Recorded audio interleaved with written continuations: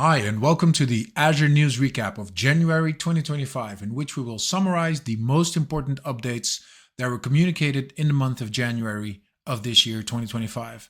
We will look at retirements, some features that went into general availability.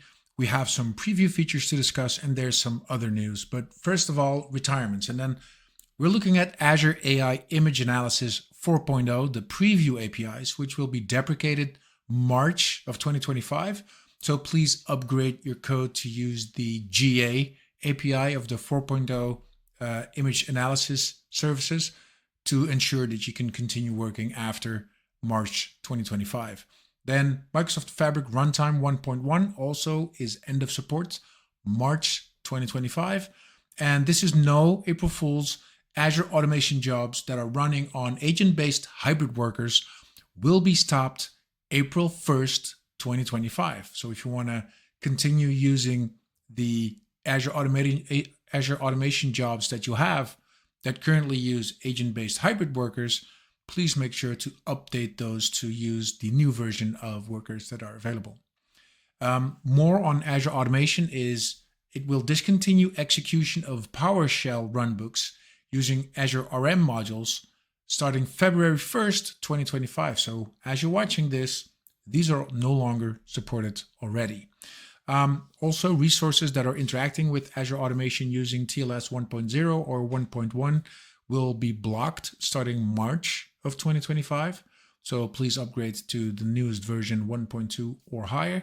For instance, Azure HD Insight clusters will no longer be able to communicate on TLS 1.1 or 1.0 starting March 31st, 2025. So that new TLS version rollout throughout Azure now also makes sure that we're going to be deprecating older versions of that protocol.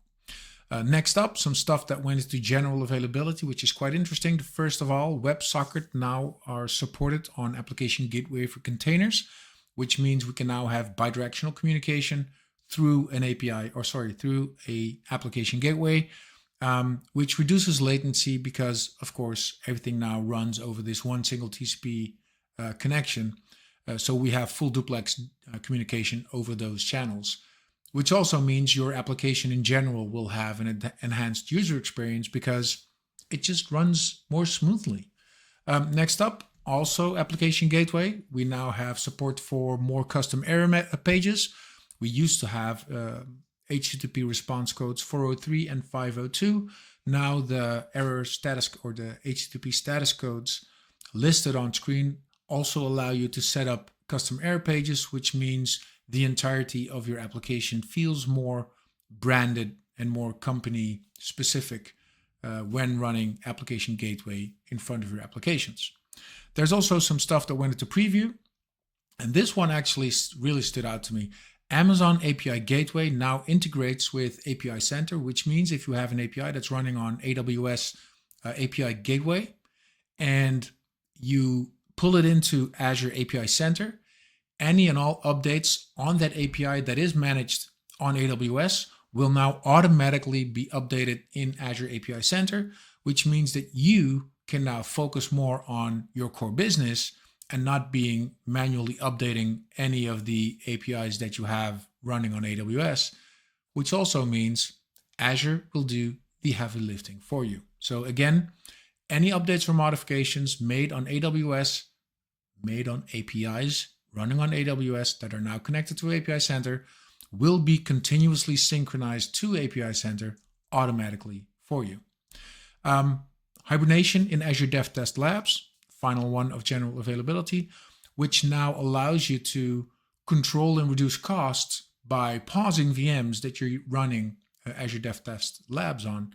So this is actually the same as the deallocated state as far as costs go. So you will no longer be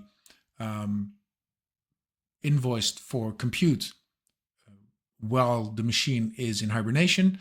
Of course, any resources like storage or network that are still connected to the VM, those will actually still incur costs. So this also means that you can resume work without losing progress a lot easier. And then in other news, this one is actually not quite in its place on this list because it's an announcement made in February. However, it's big enough for me to already include it in this list also. DNSSEC is now finally GA for Azure DNS. So it enhances security and integrity of your DNS infrastructure.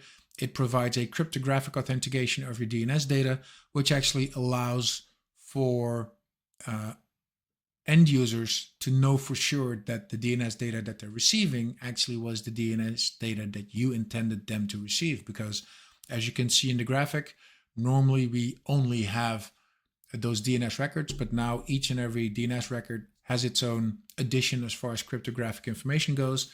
And then all of this combined is calculating a unique value that actually says, yes, the data that came from this DNS server was actually meant to be served from this DNS domain. So that's really powerful.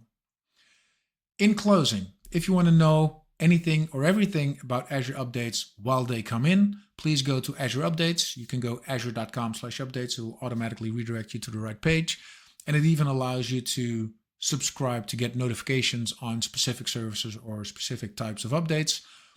But you can always, of course, just come here once a month and get your own Azure News Recap. Thanks for watching. See you next time.